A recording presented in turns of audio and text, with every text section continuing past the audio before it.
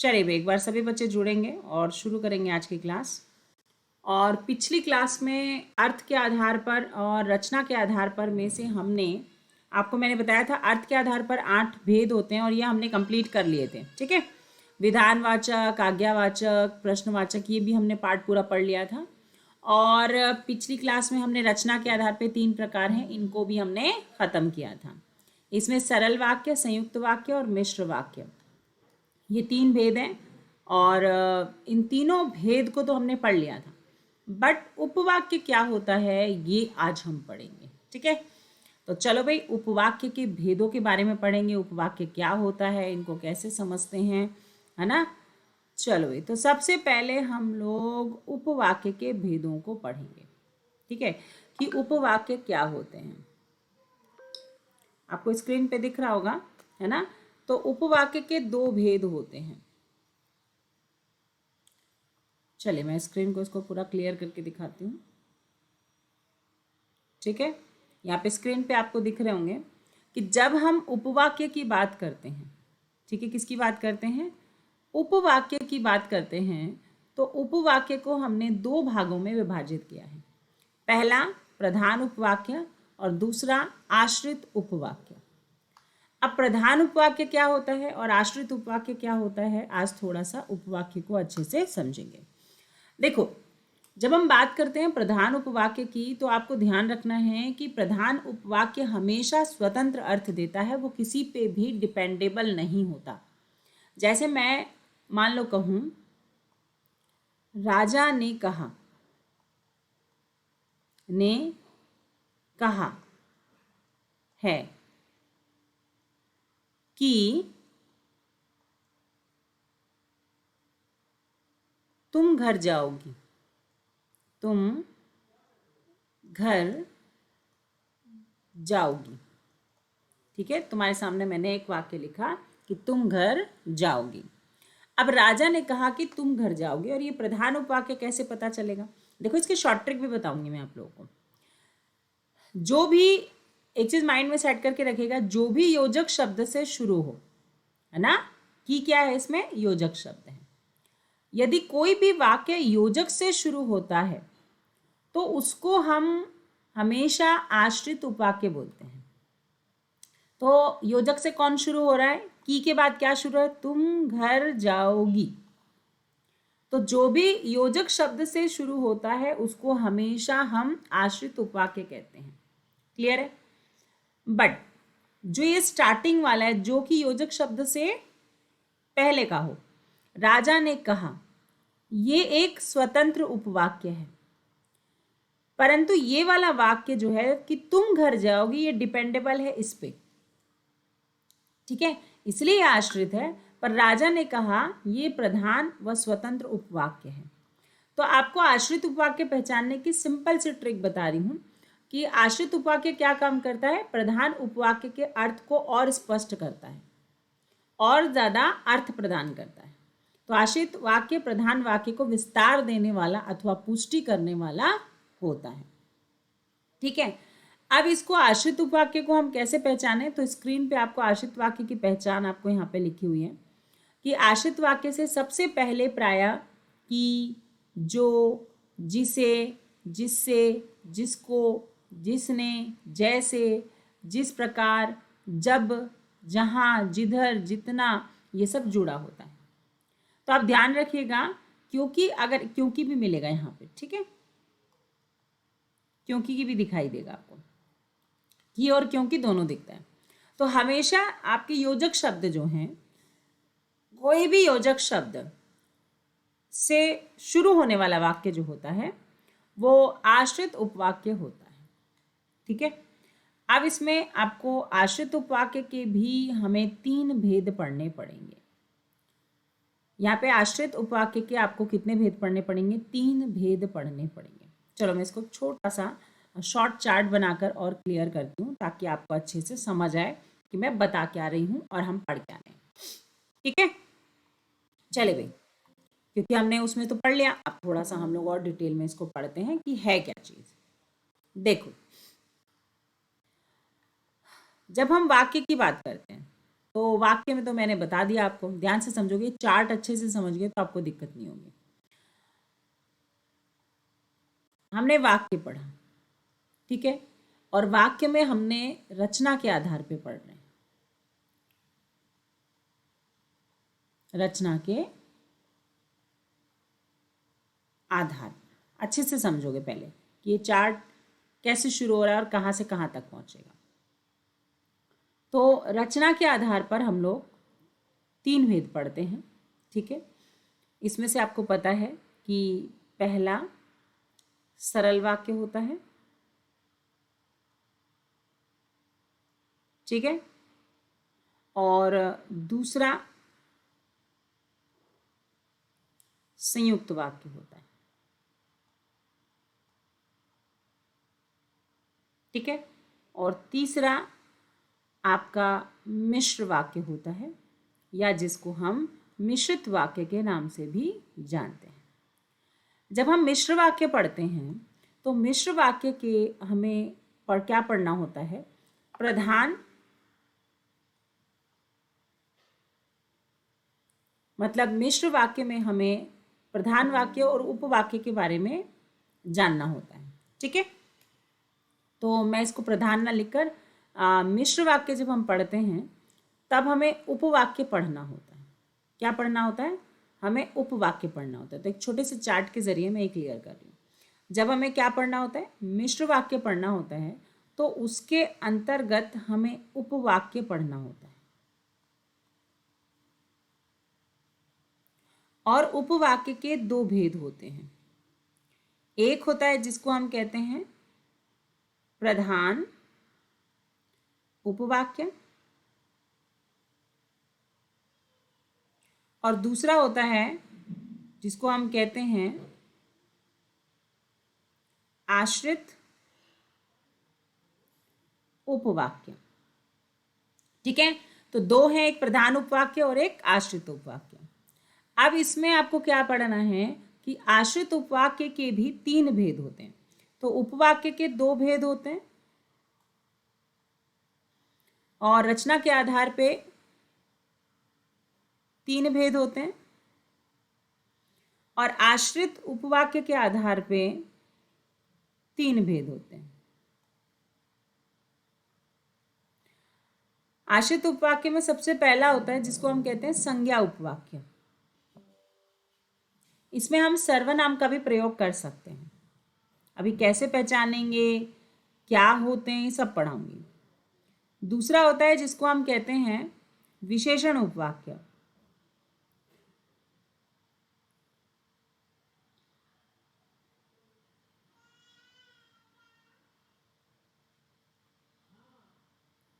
और तीसरा होता है जिसको हम लोग कहते हैं क्रिया विशेषण उपवाक्य। क्रिया विशेषण उपवाक्य।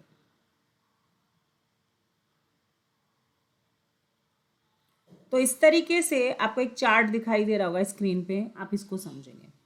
तो रचना के आधार पर वाक्य के 3 भेद होते हैं, ठीक है। ये इसके बारे में डिनोट कर रही हूँ ना, ठीक है। तो 3 भेद होते हैं, सरल, संयुक्त और मिश्र।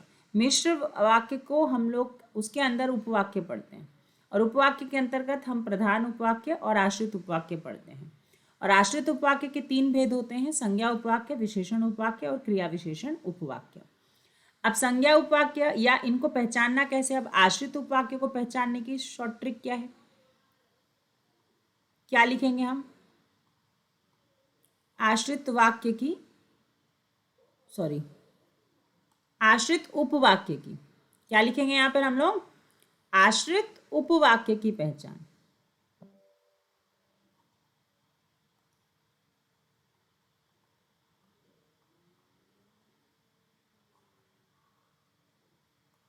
की पहचान, इसको नोट कर लीजिएगा, नोट्स बना लीजिएगा आप लोग, ठीक है। तो आश्रित उपवाक्य की पहचान क्या हो जाएगी इसमें? जिसमें हम लोग योजक शब्द का प्रयोग करते हैं। तो योजक शब्द से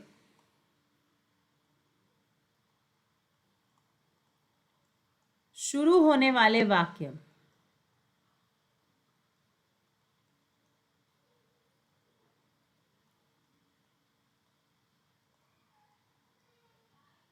ठीक है, आश्रित उपवाक्य होते हैं।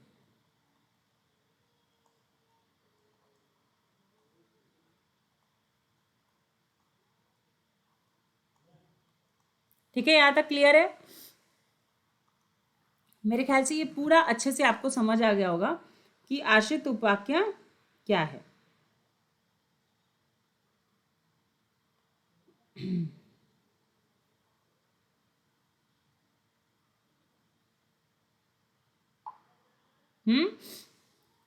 क्लियर है?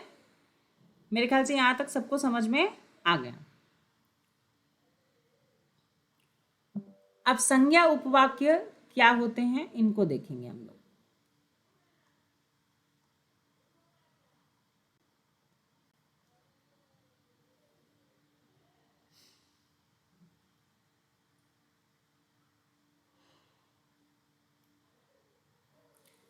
बेटा उपवाक्य वाक्य का अंश होता है। जिनको नहीं पता है मैं बता दूं, उपवाक्य वाक्य का अंश होता है।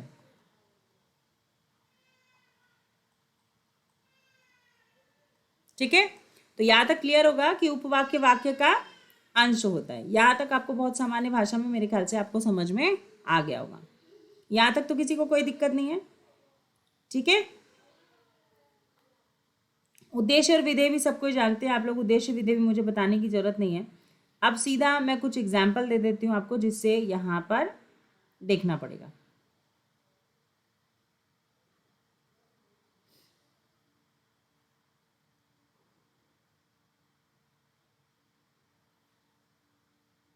देखो, चलो कुछ एग्जाम्पल लेते हैं। हाँ जी बच्चा, बिल्कुल। चलो एग्जाम्पल से क्लियर करते हैं, क्योंकि जब हम पढ़ते हैं तो उसको एग्जाम्पल से क्लियर करेंगे कि संज्ञा उपवाक्य की पहचान क्या होती है। संज्ञा उपवाक्य में अगर आप ध्यान देंगे तो इसमें आपको मैं एक एक करके बताती हूँ। सबसे पहले मैं संज्ञा उपवाक्य की बात करती हूँ। संज्ञा उपवाक्य, सबसे पहला भेद। अब ये संज्ञा उपवाक्य जो है, इसको पहचानने के लिए सिर्फ आपको याद होना चाहिए कि उसमें संज्ञा और सर्वनाम दोनों यूज हो सकते हैं। या संज्ञा भी यूज हो सकता है व सर्वनाम का भी इस्तेमाल हो सकता है।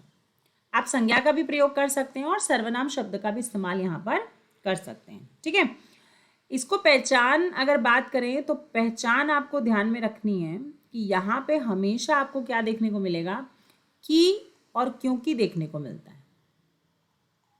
इस जिनसे की और क्योंकि से शुरू होने वाले वाक्य, शुरू होने वाले वाक्य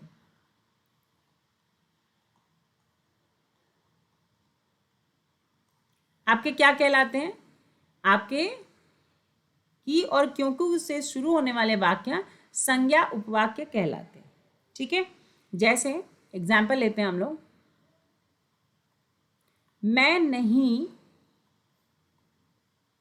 जानता कि तुम कहाँ रहते हो।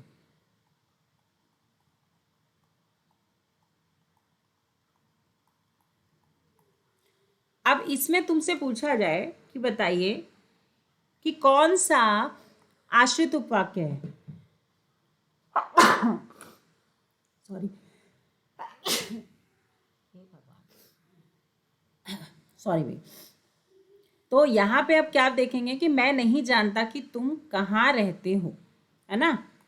तो इसमें तुम देखोगे कि तुमसे पूछा जाए बताइए पहले कि आश्रित उपवाक्य क्या है। तो आपको मैंने क्या बताया था कि जो भी योजक शब्द से शुरू होता है वो सारा आपका आश्रित उपवाक्य होता है। और अब कौन सा उपवाक्य है? अब आश्रित उपवाक्य ये तो पता चल गया, और ये प्रधान है, यहां से लेकर यहां तक प्रधान है। ठीक है, अब पता लगाना है कि ये आश्रित उपवाक्य कौन सा उपवाक्य है। तो तुम जो है यहाँ पे सर्वनाम है ना। पर इसको हम सर्वनाम नहीं कहेंगे, हम इसको संज्ञा उपवाक्य कहेंगे। ठीक है, क्योंकि मैंने यहाँ पे लिखा है कि संज्ञा आए या सर्वनाम आए, दोनों कंडीशन में ये संज्ञा उपवाक्य कहलाएगा। ठीक है, क्लियर है? यहाँ तक समझ आ रहा है सबको? चीज़ों को अच्छे से समझोगे ताकि और अच्छे से कॉन्सेप्ट क्लियर हो सके। कई बार क्या होता है आपका कि हम पढ़ते ज़रूर हैं पर हमें कॉन्सेप्ट नहीं आता तो फिर दिक्कत होती है। ठीक है, यहाँ तक तो मेरे ख्याल से किसी को कोई दिक्कत नहीं है, सबको समझ आ गया।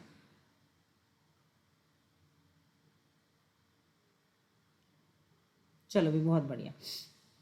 आगे बढ़े, फिर थोड़े से और चीज़ों को देखते हैं यहाँ पर। जी जी बच्चा, बिल्कुल। देखो यहाँ पे तो संज्ञा उपवाक्य में आपको क्या देना है कि योजक शब्द क्योंकि का भी प्रयोग होता है। जैसे वह चाहता है कि मैं कभी नहीं जाऊंगा, है ना, क्योंकि का भी इस्तेमाल आप कर सकते हैं। मैं क्योंकि का भी एक एग्जाम्पल आपको दे देती हूँ यहाँ पर। ठीक है, आ वह पढ़ता नहीं है क्योंकि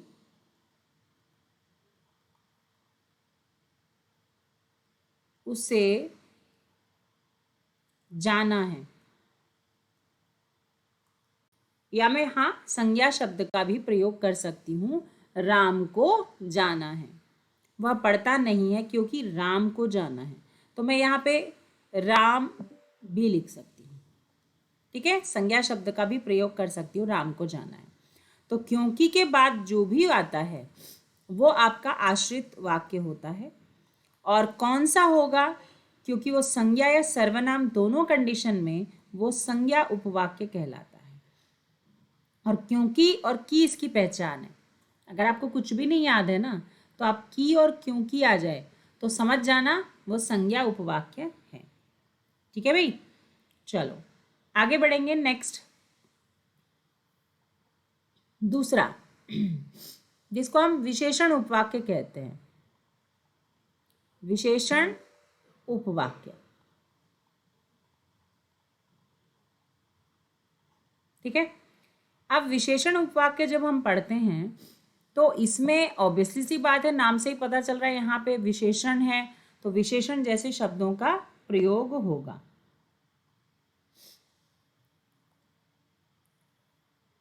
ठीक है, तो यहाँ पे किसका प्रयोग होगा, विशेषण जैसे शब्दों का प्रयोग होगा। चलिए भाई, बताएंगे एक बार फटाफट। अब विशेषण को कैसे पहचाने,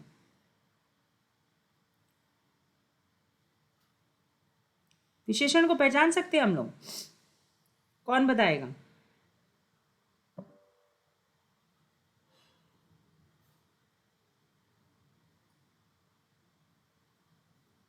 हाँ जी बच्चा, बिल्कुल। हाँ, मिश्र उपवाक्य में कोई भी इस्तेमाल कर सकते हैं हम लोग।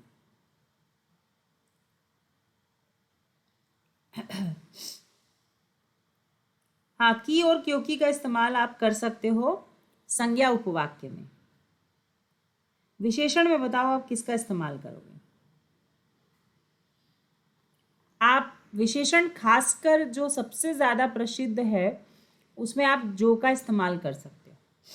सबसे ज़्यादा जो देखने को मिलता है आपको, हाँ जी, विशेषण उपवाक्य में आपको सबसे ज़्यादा जो देखने को मिलेगा वो आपको जिसे, जो और जिसे, ये आपको देखने को मिलता है। जी जी जी,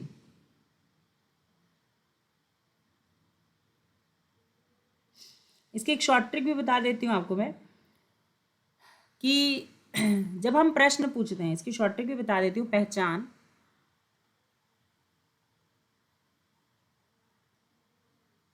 ठीक है, कौन, हाँ बच्चों की पूछ रहे हैं कि मैम इसको कैसे पहचानेंगे, तो मैं बता रही हूँ।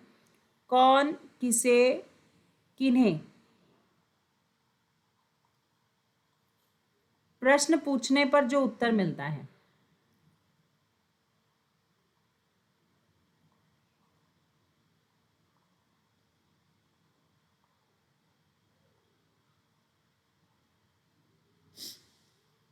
मिलता है वह, हाँ जी हाँ जी, वह विशेषण होता है।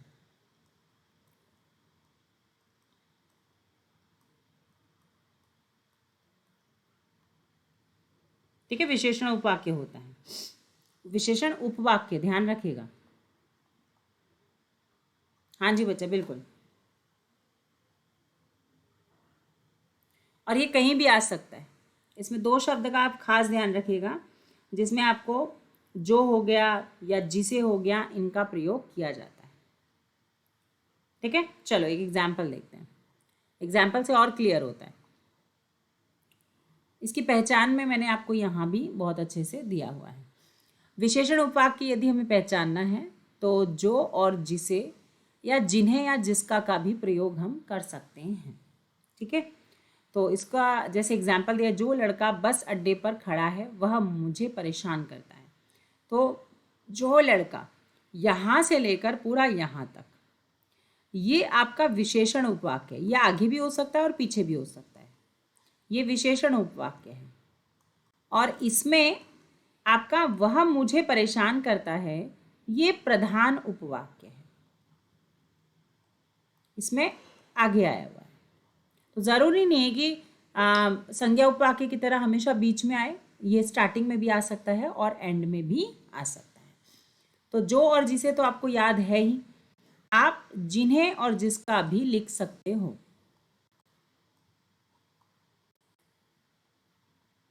पहचानने के लिए। क्लियर है? चलो कुछ एग्जाम्पल से क्लियर करते हैं।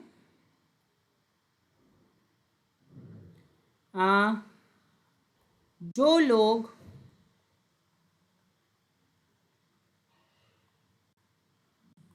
दूसरों की निंदा करते हैं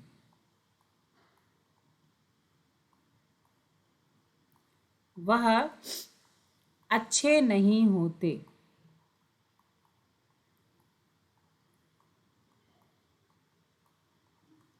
अब यहाँ पे आपसे पूछा जाएगा कि बताइए इस वाक्य में विशेष कौन सा उपवाक्य, या ऐसा अंडरलाइन करके भी आपसे पूछा, ऐसे अंडरलाइन करके पूछा जाएगा, बताइए ये कौन सा उपवाक्य है। या फिर आपसे पूछा जा सकता है कि बताइए इसमें कौन सा उपवाक्य है, इस वाक्य में कौन सा उपवाक्य है। तो ध्यान रखना, जो को देख के आप पहचान सकते हो और ये आपका विशेषण उपवाक्य हो जाएगा। तो आप प्रश्न पूछोगे कौन लोग, जो लोग, है ना, तो ये आपका विशेषण उपवाक्य हो जाएगा। हर तरीके की शॉर्ट ट्रिक याद कर लोगे आप तो आपको कोई दिक्कत ही नहीं है। ठीक है, जैसे एक एग्जाम्पल और लिख देती हूँ जिससे और क्लियर हो जाए। यह वही बालक है जो या जिसे, मैं चेंज कर रही हूँ, जिसे शब्द का प्रयोग करके लिखती हूँ। ठीक है, अब मैंने पीछे लगाया है और अब जो की जगह पे मैं जिसे का प्रयोग करके दिखाती हूँ। अलग अलग चीज़ों का यूज़ होने से आपको ज़्यादा सीखने को मिलता है।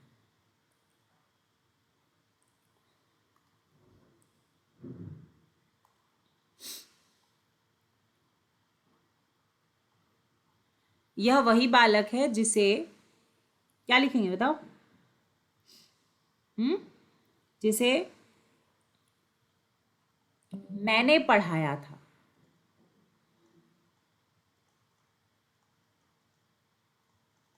ठीक है, जिसे मैंने पढ़ाया था। अब आपसे पूछा जाएगा बताइए इसमें कौन सा उपवाक्य है। तो बिल्कुल सिंपल सी शॉर्ट ट्रिक हमें याद में बैठानी है दिमाग में। जिसे किन्हें पढ़ाया था या किसे पढ़ाया था, जिसे। तो इसमें पीछे की तरफ है आपका आश्रित उपवाक्य, विशेषण आश्रित उपवाक्य। ठीक है, तो आपको ध्यान रखना है कि यह आगे भी लग सकता है, पीछे भी लग सकता है, जो, जिसे, जिन्हें, जिसका प्रयोग कर सकते हो आप। क्लियर भाई, आगे समझ में? अब तीसरा चलते हैं और तीसरा पढ़ेंगे हम लोग, लास्ट है क्रिया विशेषण उपवाक्य।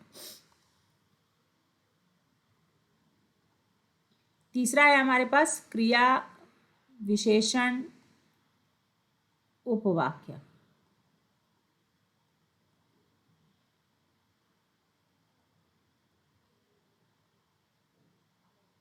है ना?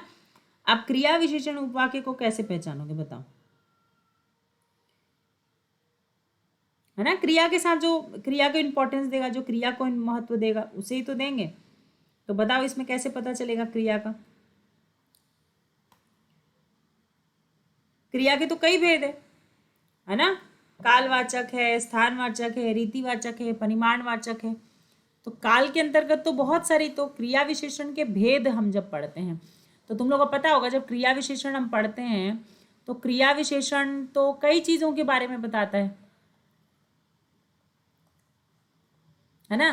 क्रिया विशेषण के भेद तुम लोग को याद होंगे, हमने पढ़े हुए हैं पहले भी। तो क्रिया विशेषण के भेद कितने हैं? क्रिया विशेषण के हमारे पास 4 भेद हैं। कितने भेद हैं? 4 भेद हैं। और इन चारों भेदों को आप देखोगे तो आपको अलग अलग नजर आएगा। जैसे आप क्या देखोगे क्रिया विशेषण में, सबसे पहला भेद क्या देखते हो? आपको रीतिवाचक,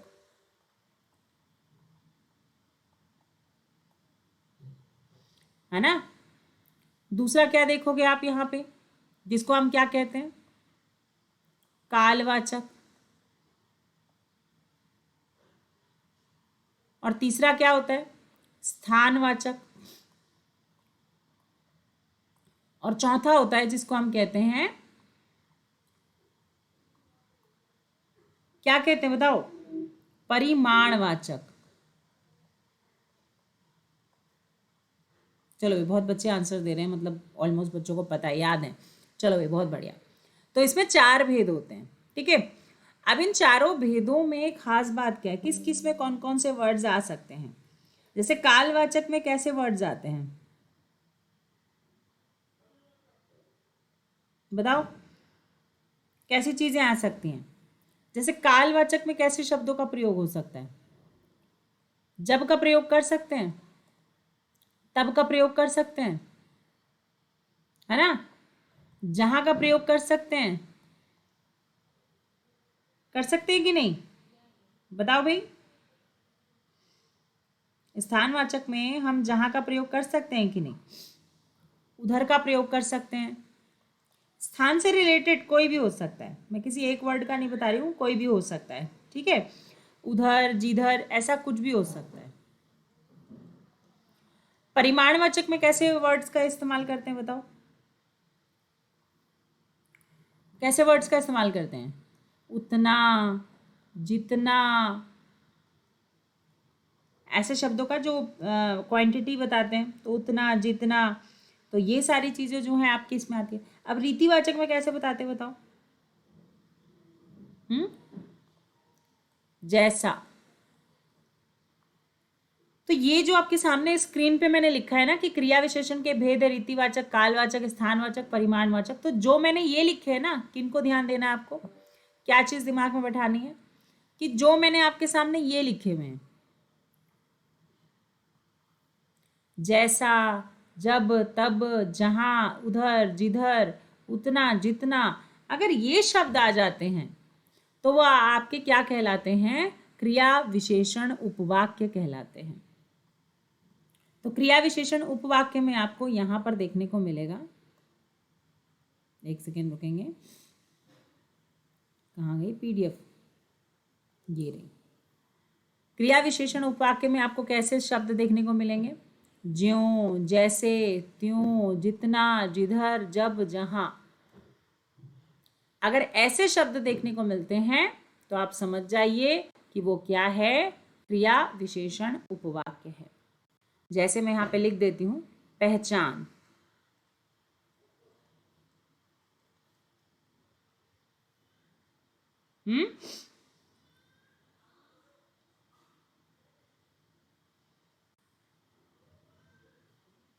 हाँ जी, पहचान में क्या लिखेंगे हम लोग? बिल्कुल करेक्ट, बच्चे बहुत अच्छे से बता रहे हैं। जैसा, ज्यों, है ना, जब, तब, है ना, जहां, उधर, जिधर, जहां, जहां तो लिख दिया ना मैंने, हाँ, उतना लिख देते हैं, उतना, इतना, ये सब आपके क्या हो जाएगा? क्रिया विशेषण उपवाक्य हो जाएंगे। आए भी समझ में? क्लियर है भाई सबको?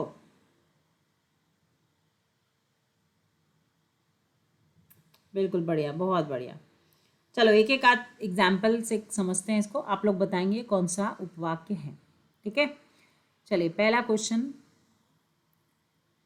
कमेंट करो कोई भी, जब भी आप क्लास देखते हो कमेंट ज़रूर किया करो, इससे आपको प्रैक्टिस मिलती है।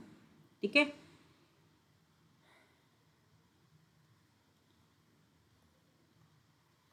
जब मैं घर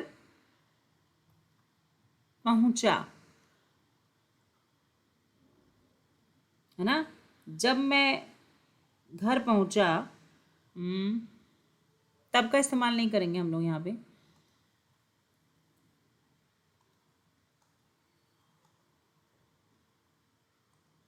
जब मैं घर पहुंचा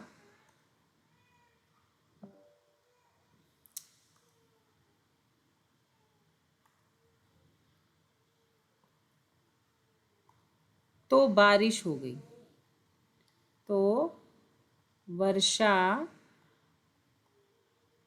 हो गई। जब मैं घर पहुंचा तो वर्षा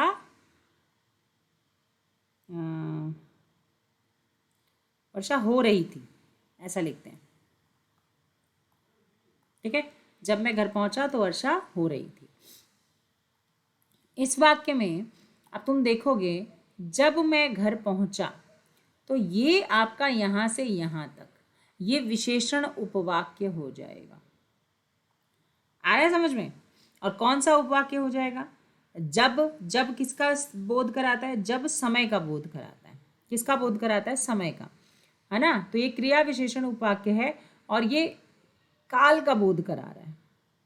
दूसरा भी सब कोशिश करोगे यहां पे, जहां तुम पढ़ते हो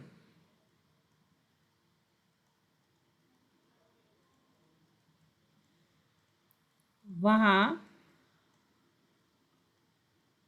मेरा भाई पढ़ता था।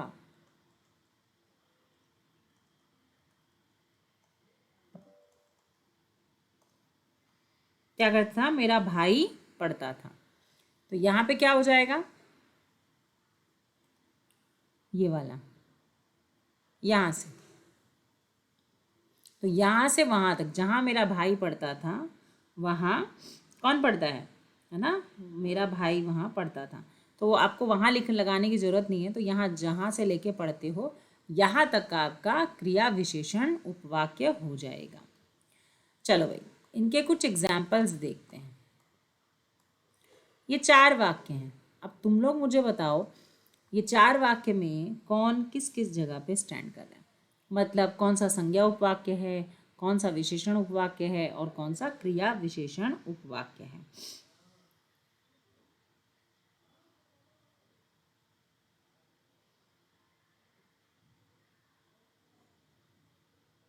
चलो ये बताएंगे, फटाफट बताएंगे सारे।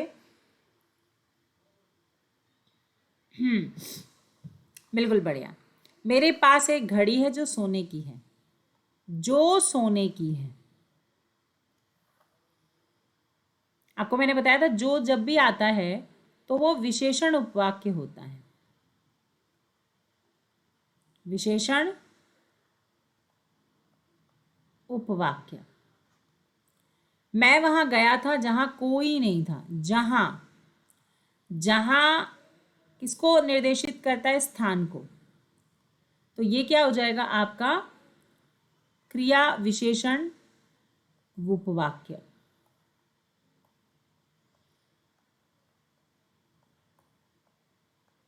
ये क्रिया के होने के स्थान का बोध करा रहा है। उसने कहा कि जो है मुझे सर्वनाम से शुरू हो रहा है और ये सारा वाक्य जो है ये संज्ञा उपवाक्य कहलाएगा। क्या कहलाएगा? संज्ञा उपवाक्य कहलाएगा। वह ऐसे चल रही थी जैसे बीमार चलती है। जैसे, जैसे कभी भी आ जाए, कैसे चल रही है? जैसे बीमार। यह आपका विशेषण उपवाक्य है।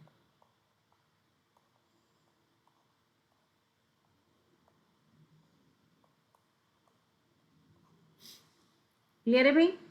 तो यहाँ पर हमने उपवाक्य के तीनों भेद पढ़े, है ना।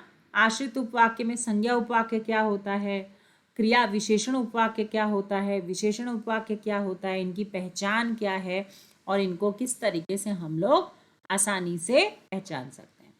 तो ये आपको मैंने एक एक करके सारा लिख लिख के समझाया। अच्छे से मेरे हिसाब से आप सभी को समझ में आ गया होगा कि तीनों में क्या डिफरेंस है।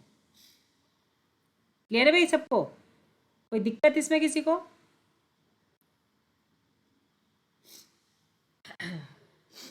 नहीं? तो चलिए, बहुत बढ़िया तरीके से सभी बच्चों ने जो है इस कॉन्सेप्ट को किया। कोई डाउट है तो कमेंट करेंगे, है ना। बाकी आगे नेक्स्ट अब टेस्ट की तैयारी करेंगे।